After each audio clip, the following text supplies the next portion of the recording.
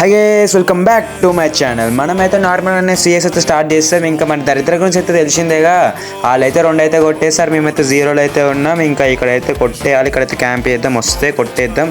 ఆ గ్యాప్లో మా ఆడైతే ఒక నాక్ అయిపోయింది. ఇక్కడైతే ఉప్పి వేసోడు అయితే కొట్టేస్తాం, ఫస్ట్ వన్ అయితే నాక్ అయితే వేసేస్తాం.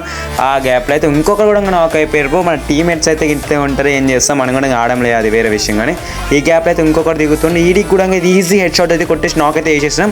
ఇద్దరైతే నాక్ వేసినాం. అయితే ఇక్కడ ఈ గ్యాప్లో ఇంకొకడు నన్ను కొట్టేసాడేమో అనుకునే గ్యాప్లో అయితే నేనే అని కొట్టేసిన. అయితే ముగ్గురిని అయితే వరుస అయితే లేపేసిన.